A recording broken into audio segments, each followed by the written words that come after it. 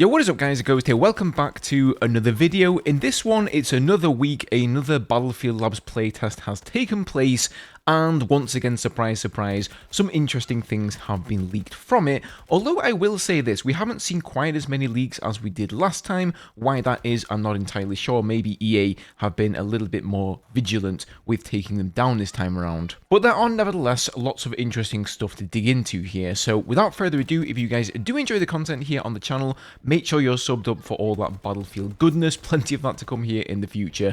And as always, thank you guys for the continued support. Really appreciate it. So needless to say guys, I'm not going to be able to show you any of the leaks here in this video because EA are still taking them down on Reddit and on Twitter. I have seen some of them going offline, so I don't want to risk that on the video, otherwise this would be a massive waste of time. But I have looked at all the leaks, I've sort of trolled through the internet and compiled everything here about the playtest.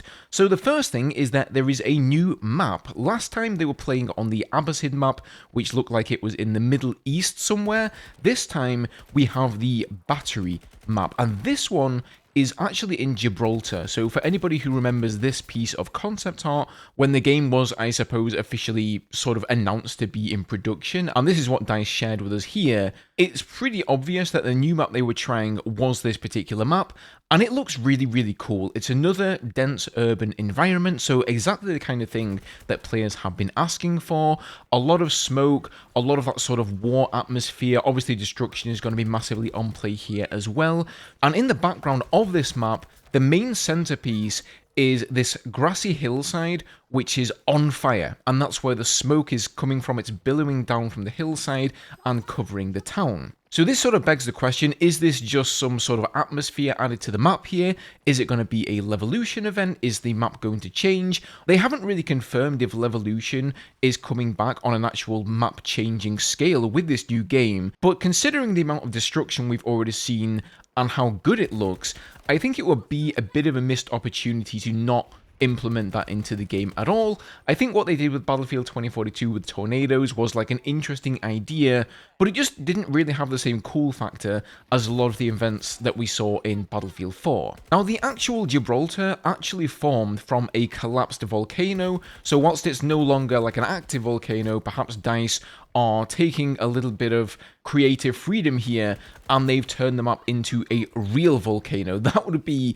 an absolutely incredible Levolution event if the volcano blows its top, you've got fire flowing down the hillsides and lava into the town. Then again, it might just be a wild forest fire of some description. It may not be a volcano at all, but either way, it certainly looked pretty cool. As for the map design itself, somebody did share a screenshot of the spawn screen, so we got a pretty good look at the map layout. It's another 5 flag map here, although it's a little bit less linear, whereas the last map was more akin to something like Grand Bazaar, where you've got 2 maps on one side of the map, 2 maps on the other, one in the middle, and it sort of makes a square. This was sort of like a bit of a lopsided square, or a rectangle, if you will. The layout of the flags was much the same. You've got A and B on one side, D and E on the other, and then C in the middle to fight over, obviously. Vehicle-wise, I only saw a single IFV, or an infantry fighting vehicle, per team, and this was actually the Bradley that I saw footage of for the NATO team, presumably the American vehicle, and it sounded really, really nice. I think one of the major takeaways for the game in general so far from what we've seen has been the sound design. Everything in the game just sounds really, really punchy, impactful, and it was no different here for the Bradley. You really got that effect when it was receiving damage, and a lot of the effects look nice as well. I think in previous games we've seen like explosive shells or explosive effects on the IFVs, but now they've changed that to be more of like sort of sparks flying everywhere. I suppose a little bit more close to how it would be in reality. And then I also noticed they had a secondary weapon on the IFV, the tow launcher, and that would actually animate up and down as the driver selected that particular weapon. So not only is that a cool added effect there, but it's also going to give you a clue when you see the enemy moving their tow launcher that they're actually equipping and using that weapon. We also got a pretty good shot of somebody using what I believe to be an AT-4, so this is a anti-tank projectile of some description, and it looks like the travel time of it is extremely long. One of the things I didn't like they did in 2042 is they basically shorten the travel time. Like if you take the M5 recoilless To be like close to instantaneous, you really didn't have to have a lot of skill to lead your targets unless they were miles and miles away. And it seems now with this game it's going back closer to Battlefield 4, where you really had to dial in the RPG, for example, lead your target a decent amount, and also account for the drop. This time though, I would say it was even slower than BF4. Again, that goes without saying, guys, these are all very early pre-alpha snippets or insights, I guess, into the game that we're getting here, but you do need to always bear in mind that this is all completely unfinished, so if you see anything that looks like it may be unfinished, it probably is. So a lot of the older Battlefield 5 inspired animations, I guess, are coming back from that game. We got a really nice look at the combat roll animation. So he basically jumps off of a roadside down into the village and then enters a combat roll animation instead of opening his parachute, which just looked really immersive and nice. I think the roll animation itself is far from finished. It looked like a little bit too smooth. Perhaps it needed a little bit more shaking and jostling around for it to actually be like a realistic combat roll. But again, I'm sure that's far from finished. So far, we've already seen animations like the supine prone position, you know, from BF5, where you're on your back and you're crawling around, still able to aim your weapon. We've seen crouch running. We've also seen body dragging, of course. There was quite a lot of that in this leak as well. There is apparently a brand new inspect animation too. So here's a leak that somebody posted on Reddit, and they say, "This week I joined the playtest for the first time, and while I'm not sure if this was available in the first playtest, I didn't see anyone else mentioning or talking about it. I discovered that there is a weapon inspect option in-game and DICE cooked with it.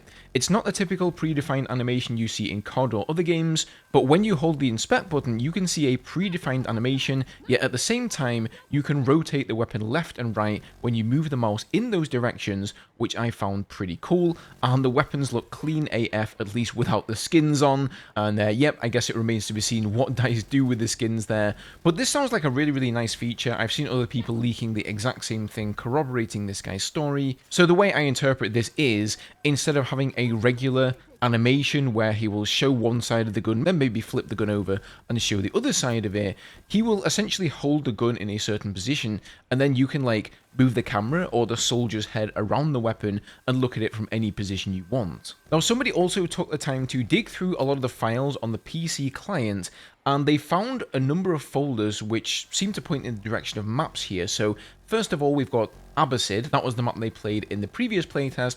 We've of course got Battery there as well. That is the map from this playtest now. But then there are a couple more here. Capstone and Aftermath. No guesses really, of course, what kind of maps those are going to be there, but it seems pretty likely that we will be getting a look at maybe more maps in the future if people continue to leak stuff from the playtest, or maybe some of us are lucky enough to get into it for ourselves. What kind of maps those are going to be though, who knows? I would really like to see maybe a larger map, something with jets, something with helicopters. You guys know me, I can't wait to see what those vehicles look like, especially after already having seen, you know, some tank gameplay, some IFV gameplay that looks just really clean and immersive. What are they going to be doing with the jet weaponry? Oh man, like I'm very much looking forward to seeing that, but also somewhat apprehensive because I know getting the flight physics in Battlefield games right is no small feat, and DICE often cock it up, as we've seen in previous titles, so hopefully it's going to be another win this time around. Now, reading through the comments, because a lot of these leaks came from Reddit, so people, you know, sort of share what they thought there.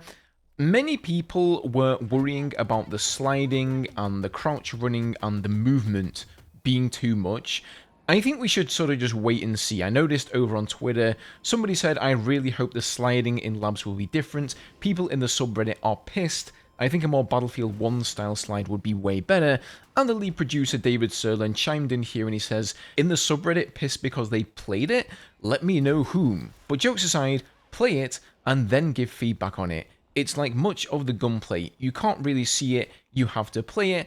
And I think that is fair. You know, that's the reason also why they don't want a lot of these leaks going out, because people will prematurely judge the game based on what they've seen rather than what they've felt. Add to that, most of these leaks are not good quality. I don't know why it is, but whenever somebody leaks gameplay, nobody can be bothered to actually upload it in 1080p or 1440p quality.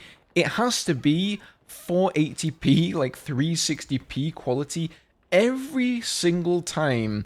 And it's like somebody's screen grabbed it from somewhere else or from a mobile phone, and then they've rendered it out, further reducing the quality, uploaded it to YouTube, further reducing the quality, and it looks absolutely terrible. So it's certainly not the best way of judging what the game looks like or feels like, but at the moment, that's all we have. So that is going to wrap up this video, guys. As always, leave me your thoughts down below. Let me know what you feel about the new Battlefield game. Are you liking the way this game is shaping up so far? What kind of a player are you? Are you somebody who's, been playing Battlefield 2042 for the past 3 years?